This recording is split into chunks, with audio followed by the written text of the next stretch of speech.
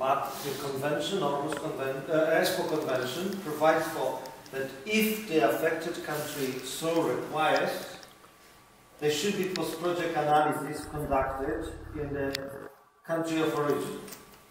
Але відповідно до конвенції ЕСПО, якщо країна, що зазнає впливу, вимагає, щоб проводився такий післяпроектний аналіз, ця країна походження має виконувати такий аналіз. What it means, it means that in the national legal system there must be a possibility that the authority may require post-project analysis to be conducted and paid by the developer. Otherwise, there is no legal basis to fulfill this obligation under ESPO Convention.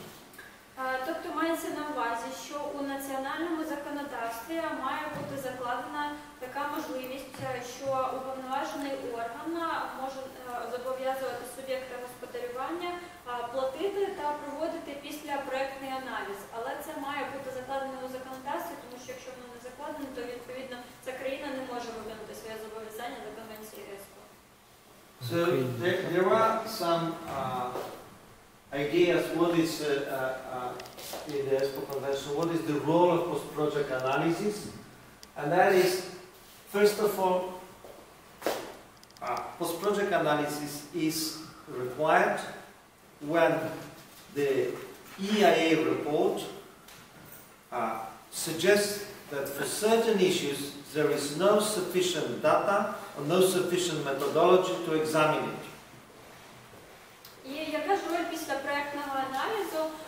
Ця роль полягає в тому, що і коли у звіті ОВД недостатньо інформації стосовно певних аспектів, їх можна дослідити пізніше, коли вже діяльність буде реалізована. You also have in your law, because this is also in the directive, a clear requirement in the EIA report that consultant, if they don't have methodology, if they don't have data, they need not to hide it, but need to say clearly, we don't have this information.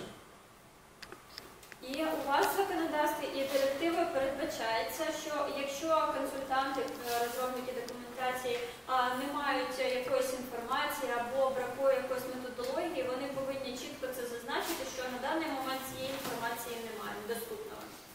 This is a clear indication in the EU countries for competent authorities that they say, okay, you don't know it now, so we need to check it when your project is implemented. That is also if they don't fully rely on what is in the EIA report, but they don't have any evidence that this is something false. But they are not certain. Then they say, okay, let's check it later on, after the project starts to be implemented. І це означає, що уповноважений орган у країнах ЄС може, якщо він не має підстав вважати, що ці дані, які зазначені у звіті ОВД, є неправдивими, накласти зобов'язання на те, щоб перевірити це пізніше, вже тоді, коли ця діяльність буде здійснюватися просвічно. So they introduced the requirement for post-project analysis, clearly indicating what concrete issues needs to be examined, when, and by what methodology. Тобто уповноважений орган приписує, які вимоги є до післяпроектного аналізу. Тобто, що повинно бути вивчене, коли це потрібно здійснювати і яку методологію використовувати для цього. And then, usually, they need to say when it should be submitted and to whom. Not only to the competent authority, although in case of Ukraine it is an environmental authority, it's obvious, but for example in Poland there is a list of authorities where the authority competent for environmental decision says it should be submitted, for example, for National Inspectorate,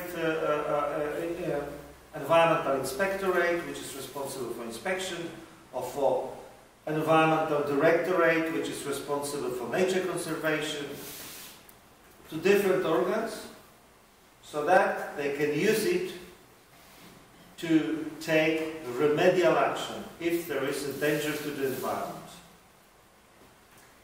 І також повинно чітко зазначатися, кому подаються результати такого післяпроектного аналізу. Тобто в Україні відповідно вони подаються до відповідного уповноваженого природоохоронного органу, а у Польщі є цілий перелік, кому повинні подаватися результати цього аналізу, тобто яким органам. Це і Національна екологічна інспекція, яка відповідає за інспекції, і екологічний директорат, який відповідає за збереження природи. Тобто органам, які потім можуть вживати заходів з ліквідації аварії, якщо такі виникають. The most important function of this is that the authority, in case of some missing data or missing methodologies, by doing this can avoid mistakes in future similar projects. So for example, I just recently had a student, and she was an official, and she said she only had one windmill. She was the official giving the conditions, only one windmill in her community. But then there is another one where they had 20. So after 20 decisions, they get information how it worked after a year or two. So when they issue 20th decision about a windmill, they know everything about the windmills, they know everything, what are the consequences, they know what conditions should be imposed for the future project in order to avoid what really is the problem, and not to put conditions which are not problems but costly for the environment. І є ще одна мета проведення такого післяпроектного аналізу – це уникнення помилок в майбутньому. Тому що нещодавно у мене на тренінгу була присутня чиновниця, яка казала, що у неї в її місцевості, де вона працює, є лише одна вітрова електростанція, і тобто у неї небагато досвіду роботи з цим. А є, наприклад, інші місця, інші території, де по 20 висновків по вітровим електростанціям вже видано. Тобто, коли ви напрацювали вже 20 висновків, ви вже знаєте, на що особливо потрібно звертати увагу, які умови висувати. Тобто, щоб не висувати якихось нереалістичних або дуже дорогих екологічних умов для суб'єкта господарювання. So the key issue is that the authority, when they impose this requirement of post-project analysis, must be very concrete. They must know exactly what they want to check, what was that they didn't know originally, and then the same is for the post-project analysis, that the other, as I told you, consulted authorities. They also give the indication what they would like to be examined later on. So, okay. Тобто і екологічні умови, і післяпроектний аналіз повинен бути чітко прописаний. Тобто, що перевіряється, і що потрібно дізнатися, чого не було відомо раніше, але ця інформація потрібна. І так само органи, з якими консультуються, вони також можуть надавати свої рекомендації щодо того, що, на їхню думку, потрібно потім перевірити. So we have a clear instruction what they could ask for, and it is never, please check entire impact on the environment. This is not this type of an exercise. It must be very, very clear, very detailed, what, when, by which methods, to whom should be submitted this post-project analysis. У нас є чіткі вимоги стосовно того, як повинні прописуватися вимоги до післяпроектного аналізу, тобто не можна писати, що потрібно дослідити весь вплив на всю екологію, коли буде реалізовуватися ця діяльність. Ні, там чітко має бути прописано, що саме перевіряти, коли це перевіряти, які методології використовувати та кому подавати результати цього аналізу.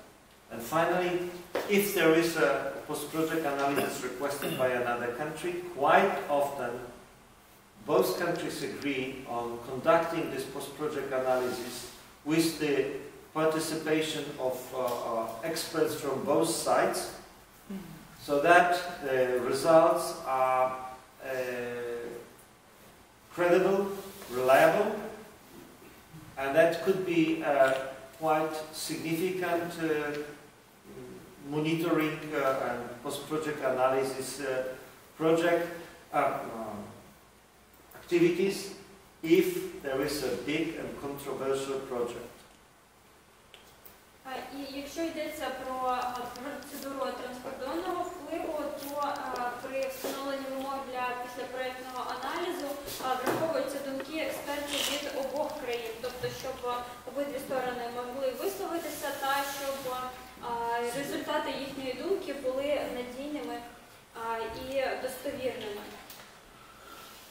Ви казали, що післяпроектний аналіз, якщо країна, держава заклала в бюджет кошти, в Україні є закладено в бюджет кошти на післяпроектний аналіз?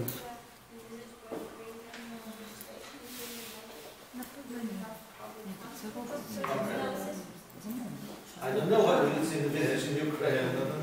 Післяпроектний аналіз, ми ж сказали, що післяпроектний аналіз це тільки, він проводиться тільки в тому випадку, якщо він є частиною висновку з оцінки впливу на довкілля, частиною екологічних умов.